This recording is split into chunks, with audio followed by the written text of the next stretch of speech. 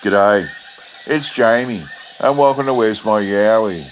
Today, I'm reading an old newspaper report about some terrible frights and hair-raising experiences from the late 1800s, so we'll get into it. This was published in Melbourne's The Herald on Tuesday the 4th of May, 1897, titled Some Terrible Frights.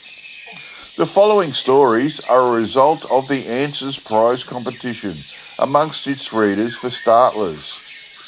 Hair-raising experiences. Novelists have a habit of making one of their characters, at least, undergo some blood-curdling ordeal, which bleaches that unfortunate person's raving locks in a single night.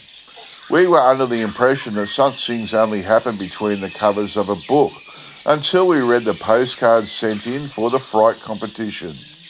Now we know, to our sorrow, that several thousands of our readers have had their hair transform from its natural hue to a state of snowy whiteness, the time for transformation varying from 10 seconds to a fortnight. We sympathise with them, though it is undoubtedly an excellent thing for the manufacturers of hair dyes. Just in time. The greatest fright I have experienced was on board the SS Mobile at the Royal Albert Docks. Two of us were repairing a suction pipe in a ballast tank, and we had to work all night to get the job finished as the ship was advertised to sail the next day. In the morning, when we had completed our work and were packing up our tools, they started pumping the water in. It hissed around us knee-deep, and thoroughly terrified, we made a rush for the manhole. It was as dark as pitch, and we could not find any way of escape.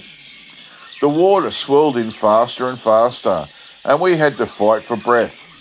Just as we began to despair, we heard a faint shouting. The pumping engine was stopped, and we were dragged out more dead than alive. That was a fright and no mistake. Midnight steeplechase. While in the country some time ago, I was returning in the small hours of the morning. It was very dark, but for all that I abandoned the main road and started to make a shortcut across the fields. I could not see a foot beyond me, and had not proceeded far before I suddenly stumbled and fell, not to the ground, but upon some weird hairy monster. Before I could regain my feet, it sprang up with a horrid roar and set off into the gloom at a terrific pace. Like grim death, I clung to its shaggy back with my heart in my mouth. Suddenly it swerved, and I felt myself hurtling through the air and descended with a crash on the wet grass. I lay dazed for a few moments and rose painfully, only to be horrified by the sight of a pair of fiery eyes glaring at me out of the dark. My knees shook with dread, and I probably would have fainted had not the moon shone out and revealed an old milk cow glaring at me reproachfully over the fence. Chased by the enemy. The biggest fright that I have had was in 81. I belonged to a military regiment that drilled in the park just out of London. We were skirmishing one day at the time of year when the deer are very spiteful, and we had been advancing on a corner of the park where the poor frightened deer had fled for shelter. We received the order to charge, which order was obeyed with plenty of shouting. But, sad to relate, we did not wait for the retire to sound. Suddenly the deer came out, with one or two grand old stags at their head, and prepared to resist the attack. Officers and men swung round, dropped their weapons, and ran as though they had never run before. I have been grey-headed ever since. Killed the burglar. We were sitting up late in the farm kitchen, and my father had been relating some stories of daring robberies that had occurred in the district. About 1 o'clock in the morning, there were unmistakable sounds of burglars in the yard, and the dogs were burning lustily. We were all terror-stricken. Father got the gun, and the rest of us armed ourselves with pokers and sticks. The shutters were cautiously thrust open, and we demanded who was there. No answer was returned, but we distinctly heard stealthy footsteps approaching the window. Bang! Whether by accident or design, Father fired. There was an ear-splitting shriek that made us shiver in our shoes. He had shot the foal. A wonderful escape. My first voyage as an apprentice took me round Cape Horn, and one night when we were heading round, I had a terrible experience. It was blowing hard and cold, with an accompanying shower of sleet, and I, with another apprentice and the third mate, were out on the bowsprit shortening the sail. In doing this, one of the ropes knotted in running through a bolt ring, and the mate told me to lean over and clear it. In doing this, my hands numbed with cold, lost their hold, and I fell into the boiling sea from a ship running at nearly 16 knots before the gale. Here a wonderful thing happened.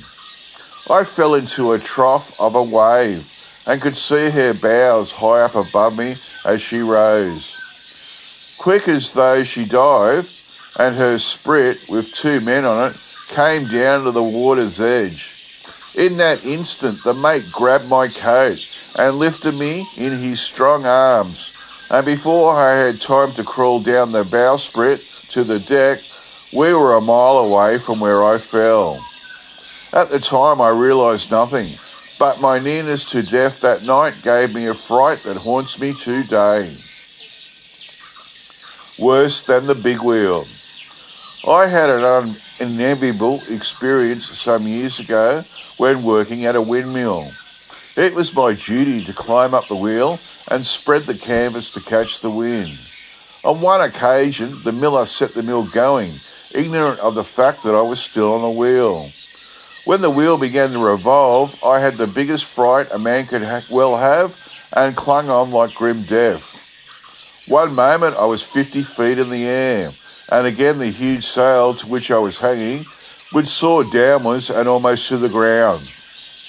Every instant I expected to drop. To drop was certain death.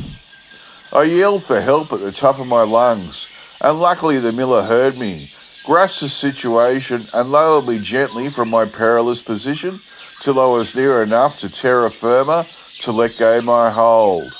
Probably the whole occurrence did not last 4 minutes, but to me it appeared an eternity of time.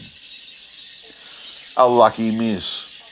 In the early 80s, I was a sergeant in the voluntary artillery at Swansea, and on one occasion was told off in a command of a squad to keep onlookers from passing across the range during ball practice on the beach. Whilst in this performance of this duty, I moved a few yards from my place to warn a bystander from a dangerous position and suddenly heard the word "ready." This was immediately followed by "fire," which I heard just as I turned my eyes in the direction of the battery. Then I saw, to my horror, that my head was exactly in line with about a dozen yards from the muzzle of a gun. Or under ordinary circumstances, I had an infinitesimal portion of a second to live, and I knew it and realised the position. After the lapse of what appeared to me to be a considerable time, inasmuch as many things passed through my mind in the interim, I realised the wonderful fact that the friction tube had failed to act. I think no one will accuse me of weakness when I add that the revulsion of feeling caused me to stagger half unconscious into the arms of a comrade. Thrashed in the dark. I was horribly frightened about 6 years ago. It was on a very dark night. I had just left St Albans on my old solid tyre safety and was making for London along the main road. All was silent, and being of a rather nervous disposition, I quickened my pace as I did not feel at all comfortable. Suddenly, without any warning, I received a blow from behind. I looked over my shoulder but could not see my assailant. I called out, but instantly received another blow. Thoroughly scared, I rode for my life, but still my relentless foe kept showering blows upon me until I was stiff and sore. At length, almost exhausted, I saw a light which proved to be an inn. Falling rather than dismounting from my machine, I staggered into the house and blurted out the weird story. The landlord went out with a lantern, examined the machine, and burst into a fit of laughter. The tyre of the wheel had broken, and, in revolving, had thrashed me unmercifully. It took me some time, however, to recover from my fright and soreness. It wasn't the boogeyman. I slept in a room over the shop and was the sole occupant of the premises during the night. I had sunk and was my wont into a deep, refreshing sleep. Suddenly I woke to find that my hair was going up and my courage was going down. For a moment I was spellbound with fear, for a strange, unearthly light pervaded the room, proceeding, as I quickly perceived, from a ball of blinding light, about the size of a cricket ball, suspended in mid-air at the further end of the room.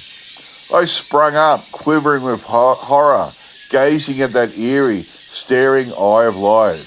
It moved. It was coming nearer. My blood ran cold, and I was gasping for breath, when a hoarse voice grunted out, "It's all right, governor.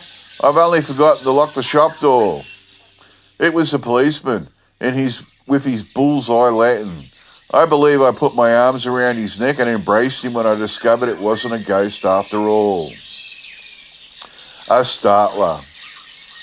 One night, I had got home after a very hard day's work, and after having tea, I had settled down for a quiet smoke. I had my chair drawn close to the fender, with my feet on the hassock, and was feeling very comfortable indeed. Suddenly, I sprang out from my seat and listened. A newsboy was shouting, "Terrible defeat of the British Army."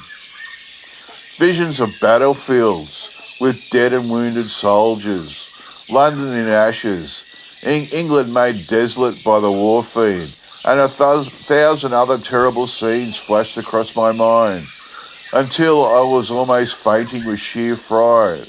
But who was there to beat England? Perhaps Russia, I thought, and I made a terror-stricken rush for the door, yelled for the news lad, and in my haste forgot to take my change. I opened the paper with trembling hands, and in cold perspiration read, "Corinthians, 5 goals. The army, nil."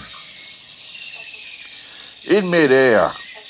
2 or 3 years back, some steeplejacks were repairing the chimney of an old mill where I am employed.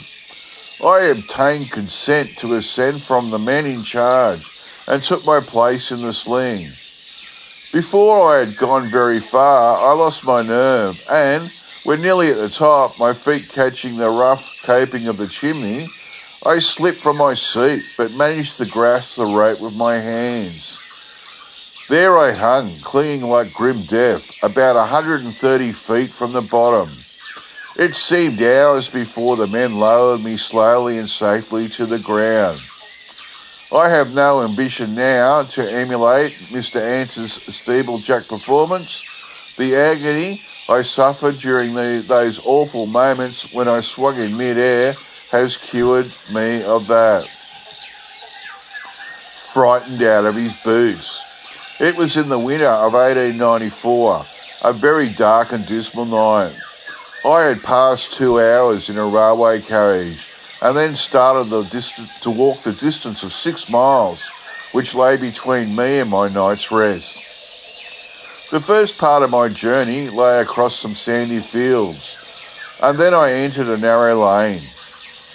No sooner had I reached this lane than I found I had got some sand in my boots. I therefore sat down on the side of the road and, taking off my boots, placed them on what I appeared in the dark to be a stump of an old tree. This turned out to be a man asleep, who uttered such a fearful yell as soon as the boots touched him that I took to my heels and ran the remainder of the distance barefoot. I forgot my boots, and on going with a friend to look for them in the morning, found that they had vanished. The end. I like some of them stories. Those two shipping ones, I used to be a merchant seaman and worked on ships, and I've had two very familiar experiences with them, and they were pretty scary as well. Okay, that's it for me. I'll get back to you all next time. Bye.